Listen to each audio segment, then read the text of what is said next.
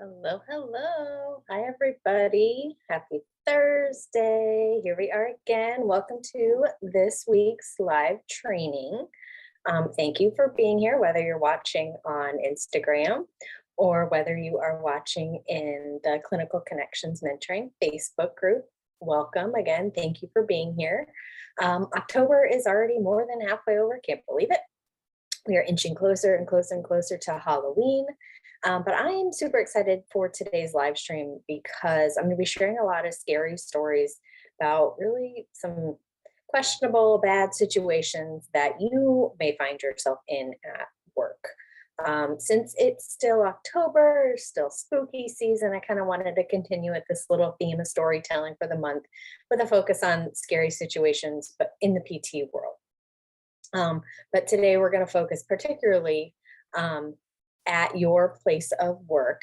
This should be super, super helpful if you are maybe a student who is about to graduate, or you are a new grad who maybe just graduated and you're starting to look for your job, or maybe it's going to be helpful for someone that is just looking for a new job and really just wants to know kind of what do I need to look out for when I'm applying for jobs. So we're going to call today's live stream Scary Stories, the Workplace Edition. And hang on one second. Okay, so today I want to share really just scary stories of experiences that either I have had or my husband, you guys, most of you know, my husband's also a PT, experiences that we've had throughout our careers, but specifically situations we've faced at work. So kind of the circumstances and surroundings at work that were kind of scary or iffy, whether it was ridiculous productivity expectations, terrible experiences with management, unethical or illegal situations, or even just unsustainable work requirements. I'm going to share some of the situations that I've experienced, what I did, kind of how I got through each of them, so that really, so you can be aware of them and try to avoid these types of situations. I find that students and newer grads don't always really know what to look for when it comes to selecting a job, especially that first job. Everyone tends to want to go, where's the higher paying job, or where's just the setting that I want to work in. And so a lot of newer clinicians, newer grads don't always know what exactly to look for. So that's my goal for today. Share these situations. They are scary because they can be unexpected, especially if you don't know what you're looking for. So the other thing that's really, really scary about them is that they're happening way too often and way too many clinicians and or it's happening to way too many clinicians and way too many clinics, way too many facilities. It's just not good. If you've been around here for a while, listening to things that I've had to say, things I've shared with you, you may have heard me refer to some of these situations as external factors that lead to burnout. And you can't always change these external factors, but you can kind of screen for them, know what red flags to look out for so you don't find yourself in a bad situation and end up on that path to burnout. So it's really my goal, like you dig deep, that's really my goal for you today is to not find yourself in these situations so that you do not you do not head towards burnout. For anybody new here, I am Dr. Jody Miller. I'm a physical therapist and a mentor to PT students, OT students, new grads. I've worked in just about every setting that you can think of as a PT. I have done outpatient, I have done acute care, I've done oncology, pediatrics, home health. I have done a lot of skilled nursing. Most of my career has been in skilled nursing. I've also been a rehab director at a skilled nursing facility. I'm an adjunct professor. I'm a lab assistant. And I also now I own my own cash-based practice in the Florida area where I work mostly with gymnasts and cheerleaders, but I'm also the owner of Clinical Connections Mentoring, which is where you are today. So what I'd like you to do now is if you are watching live, whether you're watching on Instagram or you're watching on Facebook, please type live in the comments. Tell me who you are, where you're watching from. Go ahead and drop that in the chat. Same thing if you're watching this replay, whether you're watching on Instagram or Facebook. In the replay, just type replay and tell me where you're watching from. I like to know who I'm talking to. Also, while you're in the comments, go ahead and tell me what is the scariest thing that you have either seen or you have encountered at your clinic or facility, whether you're a licensed therapist now, or maybe you saw them as a student. Go ahead and drop those situations that maybe you've seen or encountered in a clinic. Give me guys a minute to do that. So most of you watching are either students, new grads, or clinicians who maybe have been working for a few years. And likely you've been told that if you encounter some of these stories that I'm about to share with you, that it's just kind of how it is. It's what it's like to work in rehab. It's nothing you can do about it. You just kind of have to suck it up and put in your time.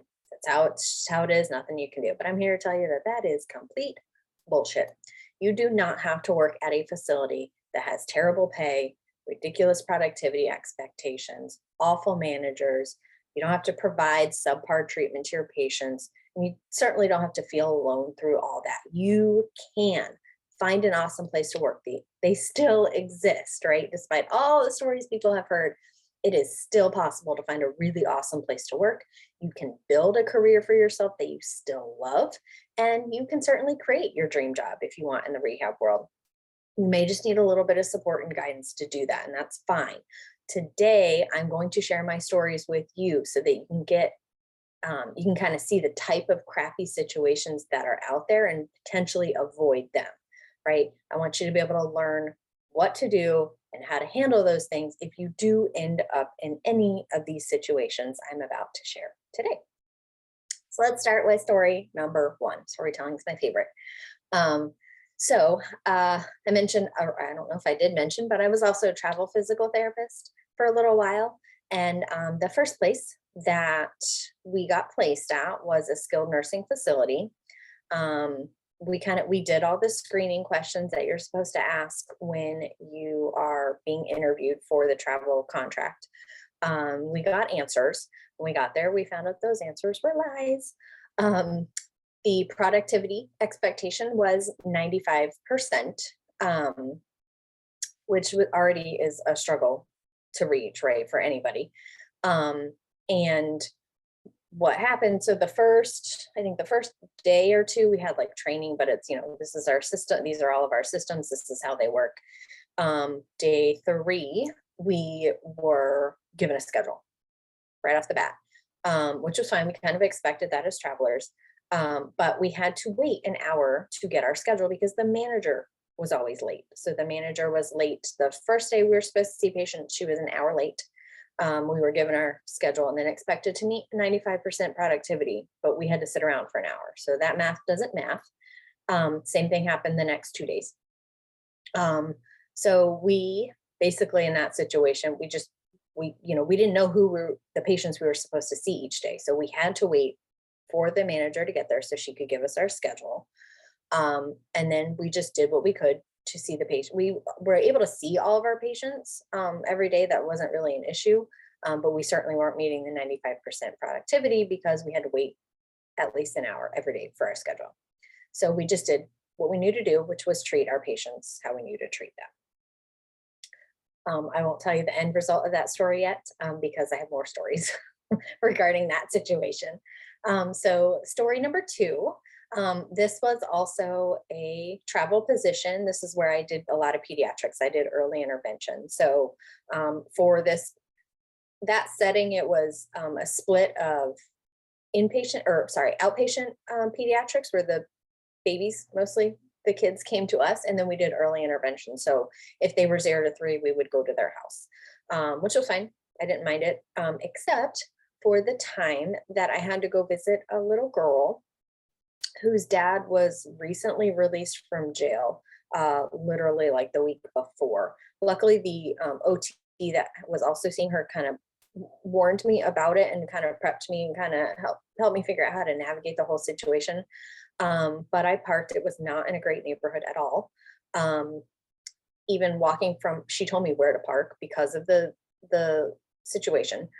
So I was able to park close, but even just from the little walk from the car to her house was not comfortable. A lot of cat calls, people yelling at me, talking to me, whatever. I just went straight into her room or into her house. Unfortunately, her dad was there. which was just uncomfortable for me. I don't know the reasons why he was in jail, but I think it was not his first time either. So it was just a really uncomfortable situation for me. I treated her.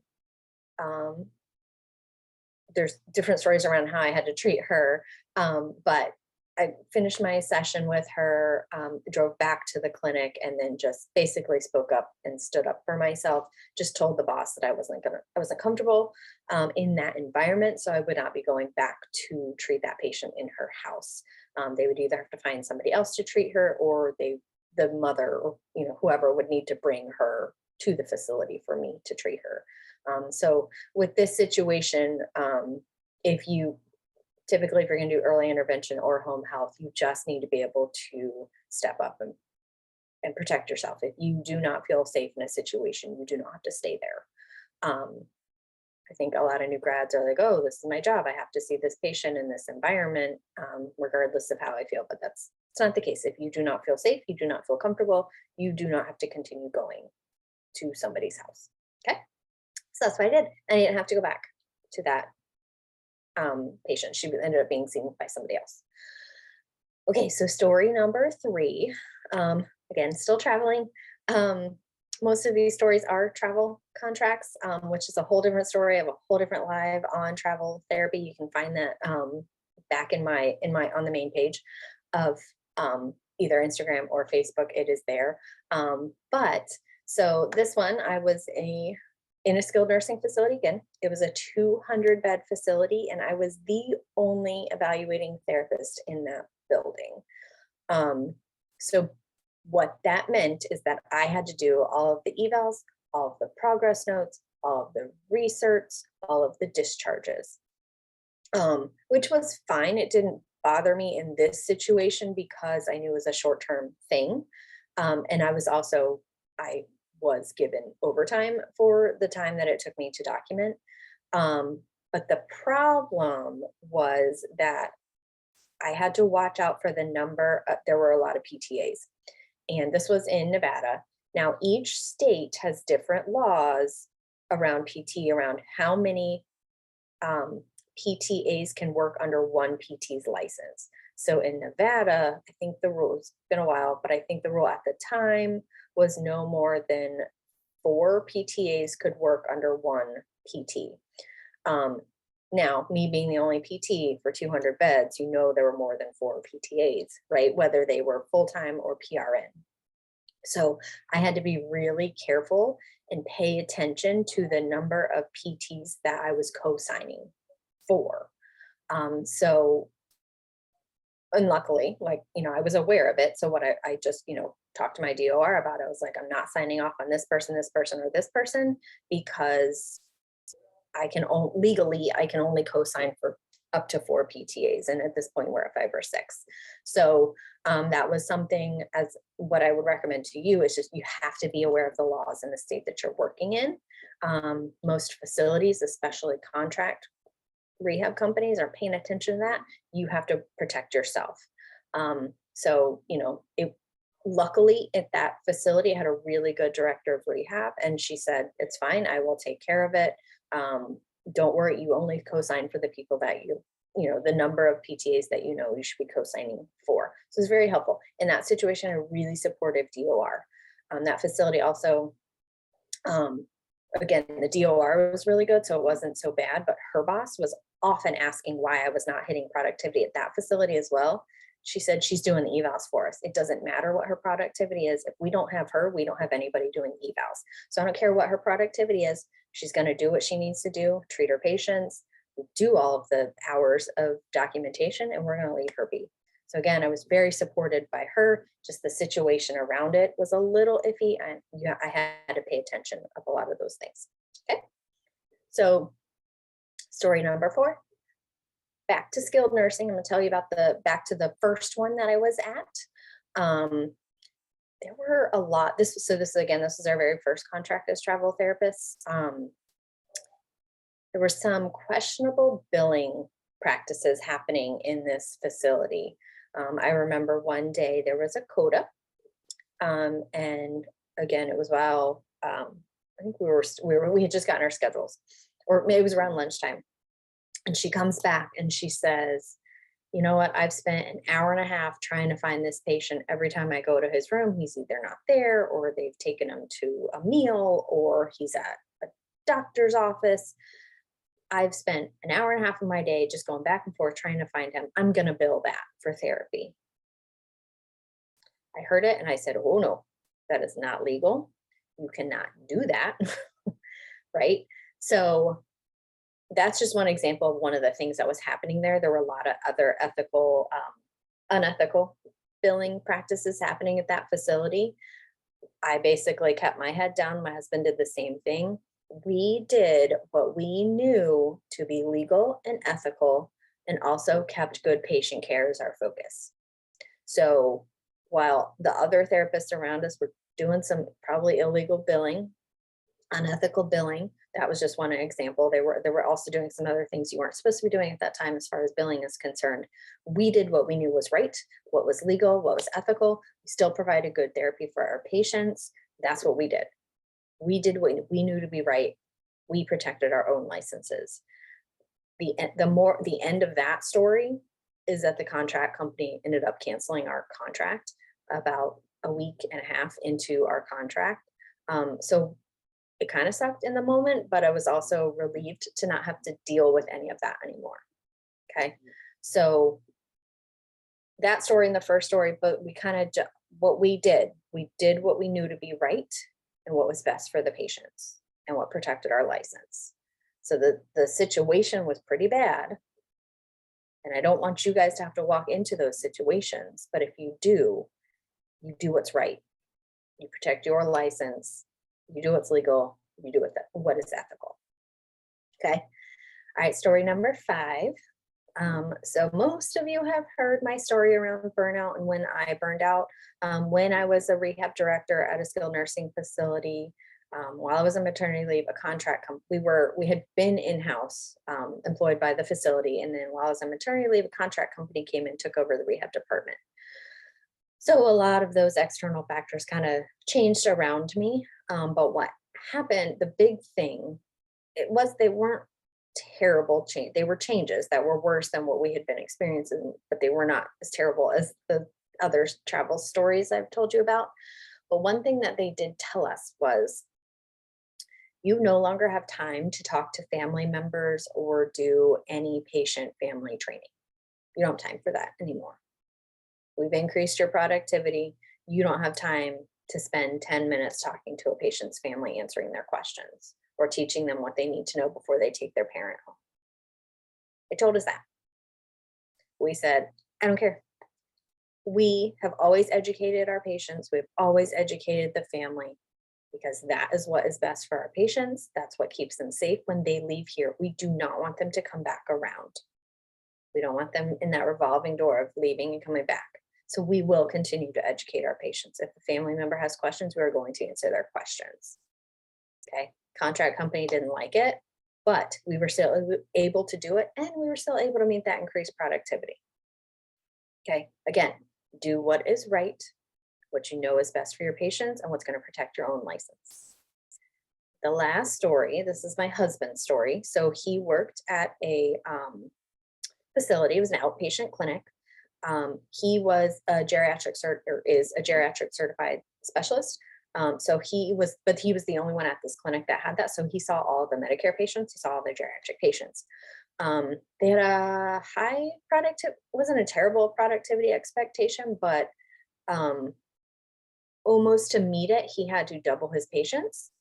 But if you're seeing Medicare patients, you can't really do that. If you know the laws around Medicare, you can only bill for your one-on-one time with your patients. So the boss kept telling the front office staff, you got to double up his patients. He's not meeting the productivity. You need to double up his patients. He caught wind, went right back to the front office staff and said, you cannot double my patients. I won't do it. Right? Again, protect your own license. So he said, the patient is Medicare, I can only see one person at a time. So if you know that their insurance is Medicare, you cannot double me up with them. Okay, so again, do what you know is legal and what is ethical and what is best for the patients. Protect your own license. The facility doesn't really care about your license.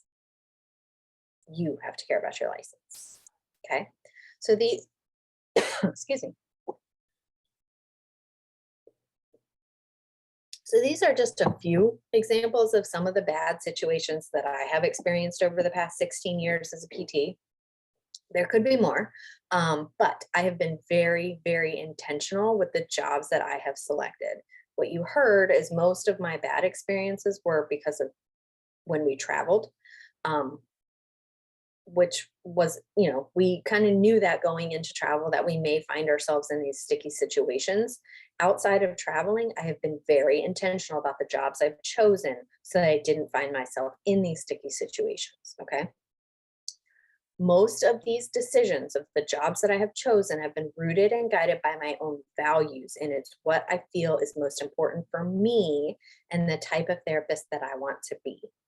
Okay. So when you are selecting a job, whether it's your first job because you're a new grad, or maybe you're just changing jobs throughout your career, you want to look out for some of these red flags. The first one, look out for productivity expectations. How many people are you expected to see per day? Or maybe what percentage of your day is expected to be patient care?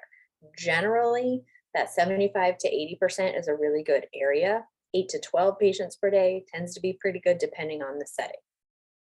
Okay. Look out for what the productivity expectation is. If it's going to be higher than 85%, it might be a hard sell for you. Okay. Look out for things like being told how many units you have to bill with each patient, or being told to build specific CPT codes. This is a really, really big red flag. Okay. No one should be telling you what to bill or how much to bill. You are working under your own license. I've said it multiple times today. You're working under your license. You have to protect it. You are the one that makes the decisions on what treatments you provide, how you bill those treatments, and how much therapy a patient needs. Your boss doesn't do that. Your employer doesn't do that. It's your license, your decisions. Nobody should be telling you how many units to bill with each patient or what specific codes to bill with each patient. They're doing that, it's a red flag. Okay. Find out how many other therapists work at that facility. Are you going to be alone in that clinic? Are you going to be the only PT or OT in the building? Which means that you'll be doing all the evals, the progress notes, the recertifications, the discharges. Okay. That's a lot of paperwork for you to do and leaves very little time for you to do treatment sessions. And treatment sessions is where you typically get to bond and build rapport with your patients. So if you're the only PT, you're probably going to be doing all the evals and sending that patient to a PTA, or doing all the OT evals and sending that patient over to a CODA. Okay. So just kind of ask that question when you're interviewing or you're applying to jobs. How many other evaluating therapists are in this facility? Also get a feel for the culture of the team and the manager. And you can learn this during your interview. Does the manager seem like a person that makes decisions without regard for the staff? Or does the manager seem like somebody that likes to collaborate with the staff? Does the manager seem to be really easy to communicate with or not so much?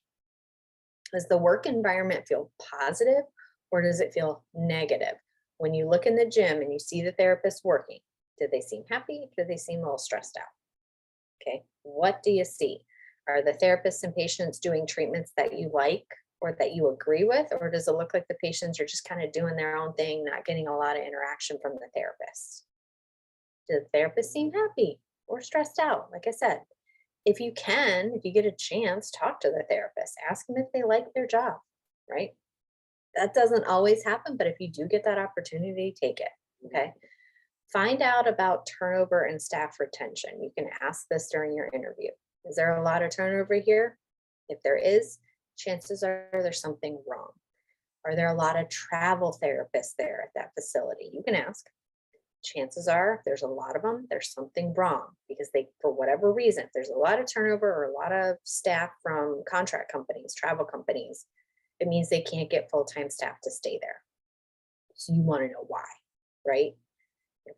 If they can't keep staff there, what are the chances of you wanting to stay there? Okay. It's just a red flag to look out for. For all of these red flags, try to screen for them, ask about them in your interview, ask staff members that are working there if you can, then decide if you want to work in that type of environment or not. This will be different for every person. Some people like to see multiple patients at one time. Other people don't. They want one-on-one sessions. Some people are happy to just do all evals and discharges today. Other people are not. You really have to look at your values. What does that job expect of you? And are you okay with that? Okay. Helping new grads and newer clinicians figuring out the best job for them is just one of the areas that I really like to guide new clinicians on in my complete clinician mentoring program. I'm so tired of so many clinicians getting burnout, thinking the only answer is to leave this profession. And we cannot have that. We are needed. Okay. So my mission is to help you figure out the best career, the best job for you. It starts with being aware of what these red flags are. Okay. I've helped quite a few new grads figure out that first job, the best first job for them. And I've helped more newer clinicians, so clinicians within their first 2 to 3 years, figure out the next best step for them in their career. Maybe they found a job, their first job, and it had a lot of those red flags, but they didn't know about it. Now they're ready to find a better job, and they've come to me for help. So whether you're a new grad who's looking for guidance and support to find the best job, or you're a clinician your first year working, found that crappy situation and you want out, or maybe you've just been a clinician for 5 years, you burn out and you don't know where to go next. This is what I like to do. Okay. Let me support and guide you as you figure out how to take control of your career so that you can love it again and find that best job for you. But I will say my complete clinician program doesn't stop there. I also give guidance, support, and mentorship around how to communicate with other people, like your boss, like your employer, and even with patients. So if you found yourself in a sticky situation and you really want to talk to your boss about it, but you don't know how, that's where I can come in. I also teach you how to be an effective leader if that's what you want to do. Teach you how to develop badass treatment sessions by knowing which interventions are best for each patient. I also help you gain confidence in your skills, whether that's being a boss, whether that's just being a clinician and working with patients every day, or maybe you decide you want to open your own business. I help you figure out the confidence to do that. And I also help you set up your career so that it's free of burnout, so that you can enjoy your job and still have time to have fun on the nights and weekends, right? Because if you picked a job in a crappy situation because you didn't look out for those red flags or you didn't even know about those red flags, and now you're stressed out because a lot of external factors, you're stressed out, you're overwhelmed, you're frustrated, you're burnout. Come talk to me. Okay. Send me a DM or type complete in the comments below if you want to learn more about that program and how I can help you. I would love to help you figure it out. I want you to enjoy your career. Okay. Whatever that path may be, I want to help you figure it out so it works best for you and so you can love your job again. Or still. I hope you learned something new today. Please go ahead and drop in the comments your aha moment, something that really stood out for you or something new that you learned today. I want to thank you again for watching, whether you're on Instagram or you are watching in the Facebook group. If you have any questions about anything that I talked about today, please feel free to message me or drop your questions in the comments. I would love to talk to you. I would love to answer your questions. See you next time. Have a good Thursday.